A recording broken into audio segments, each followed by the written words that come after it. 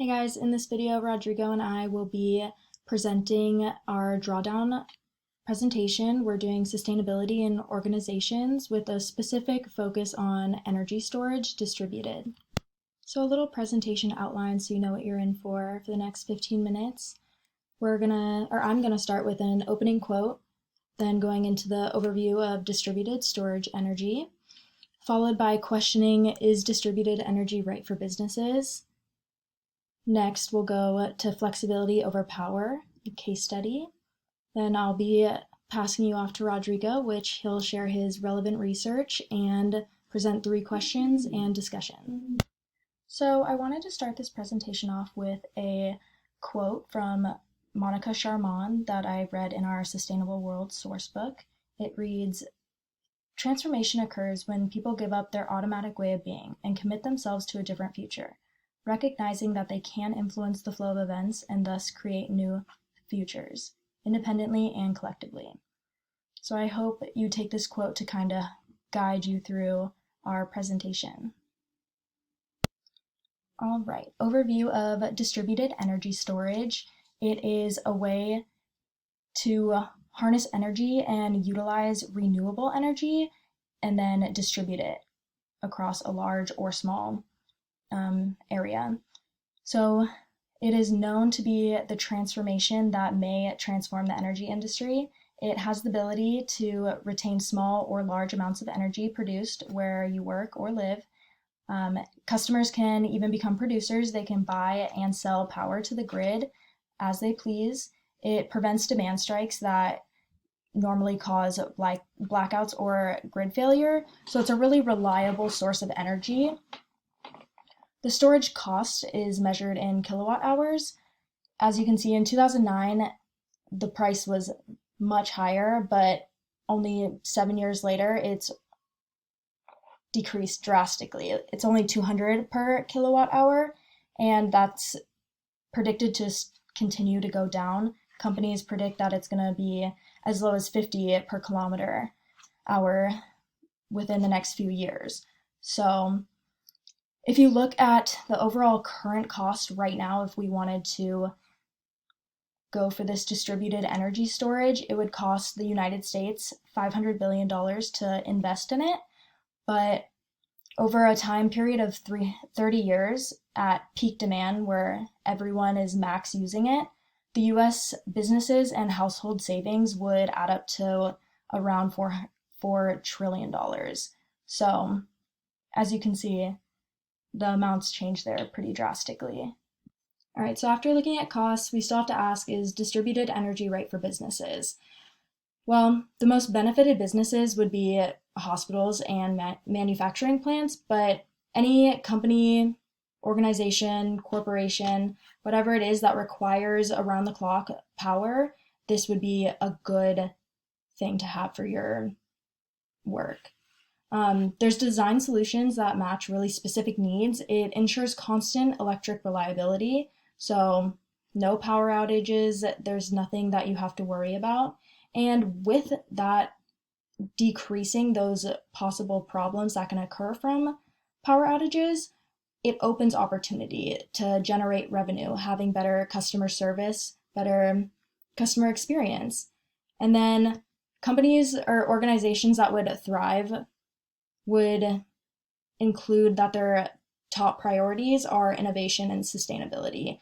The distribution faculties using renewable energy sources are really great options for any organization that values sustainability and innovation because it is up and coming.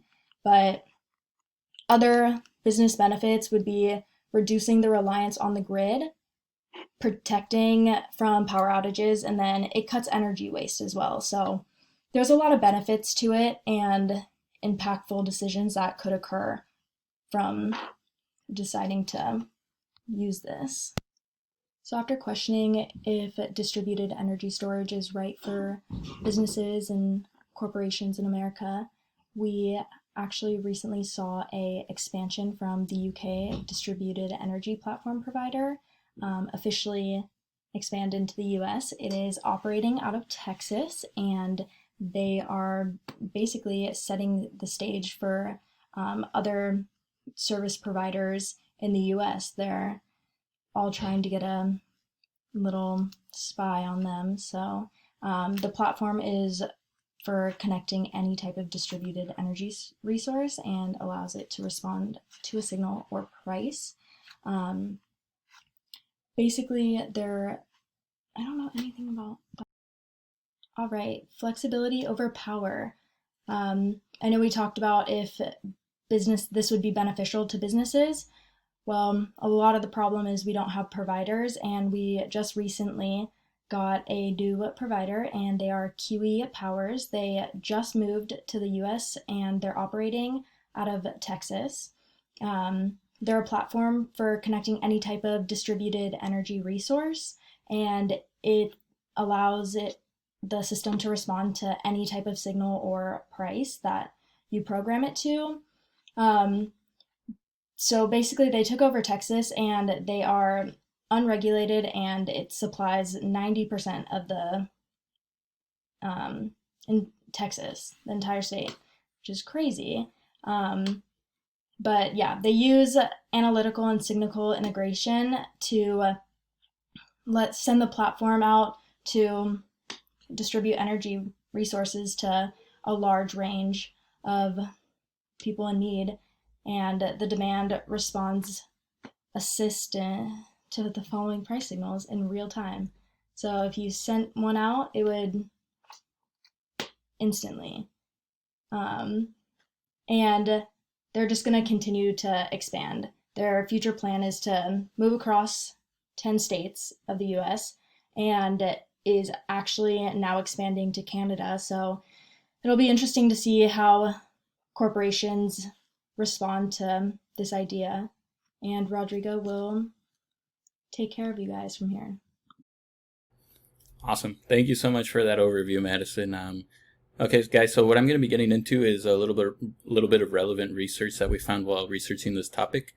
Specifically, we found this pretty good paper. It's titled Sustainability or Continuous Damage, a Behavior Study of Prosumers' Electricity Consumption After Installing Household Distributed Energy Resources.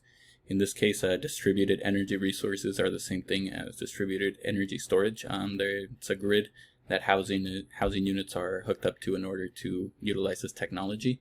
And prosumers are consumers / producers. It's consumers that produce the product. So yeah, basically the main argument that we found against this technology is something called the rebound effect. The rebound effect means that as technology increases, there's a inverse effect as well. So in the case of energy storage is while you're saving energy and putting to use that energy that is usually overmade and wasted, there's the effect that instead you're just overproducing energy. So in the long run, it leads to overconsumption, which is the exact thing that energy storage is trying to combat.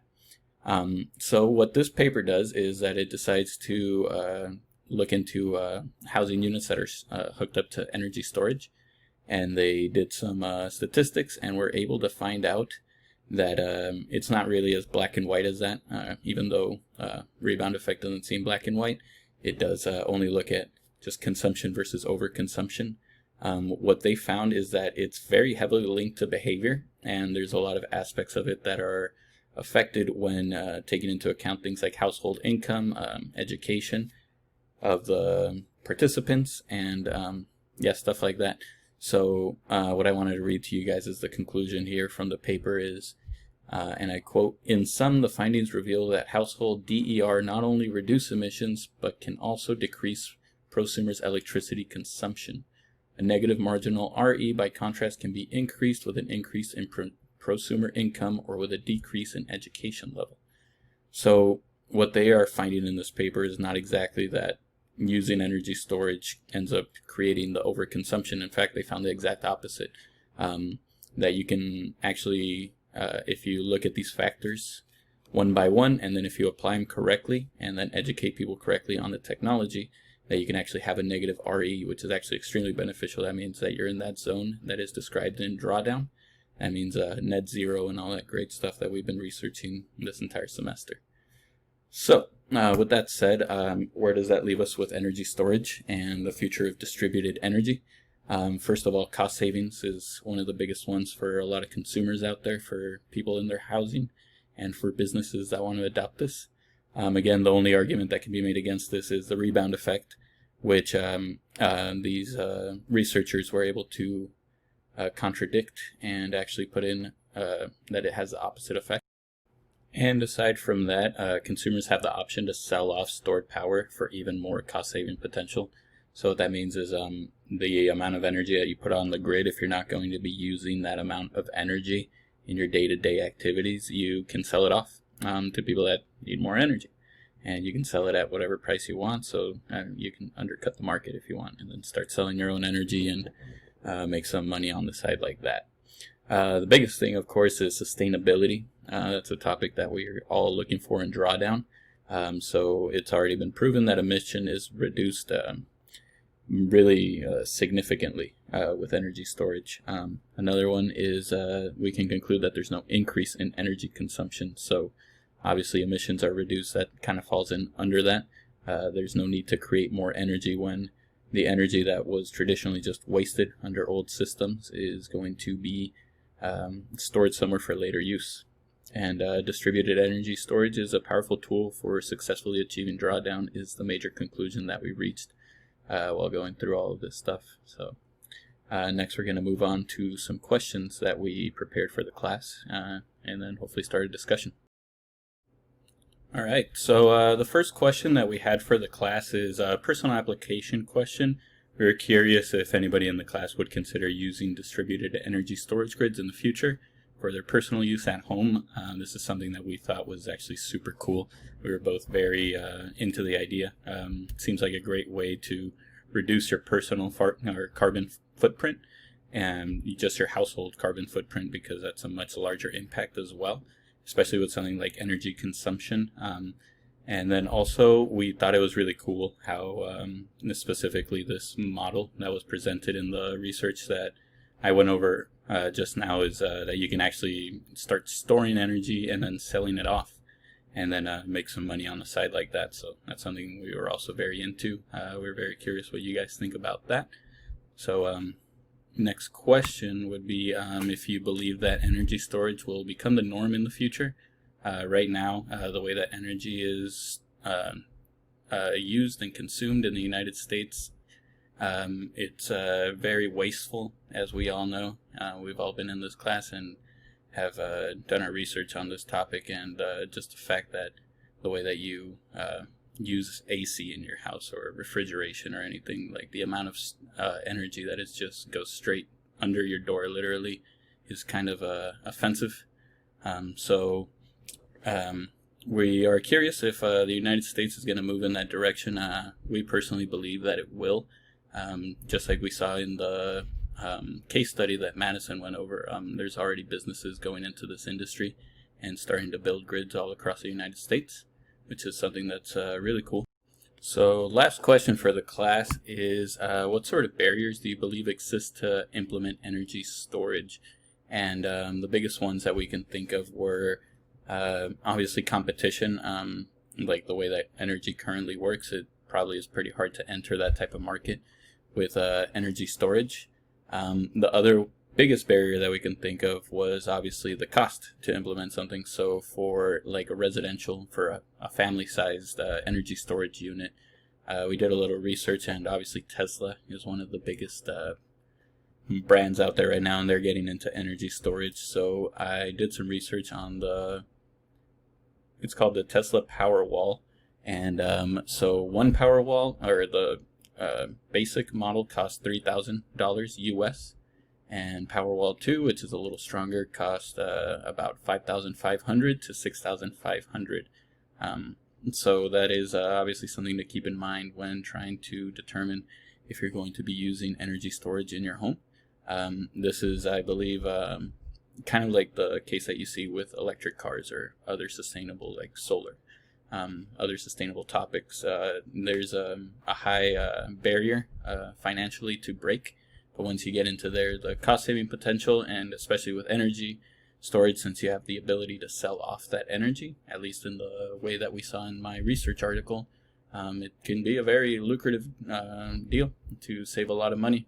And then in turn, obviously, it's going to benefit the planet. So it's a barrier that we believe is very much the effort to overcome. So that is what we're going to leave you guys off with. I hope you enjoyed me and Madison's presentation on this very interesting topic. We have some references here. I'll put them, at least some of the more interesting ones, in the description of the YouTube video. I recommend especially checking out this research article by Lee et al., the sustainability or continuous damage, and do a little further research. Maybe it'll help you guys take that next step. We all want electric cars, but this is also something that we thought was very, very cool, very interesting, and something that everybody should get their hands on, because it's really the way that the future is moving. So thank you. Have a great night, guys.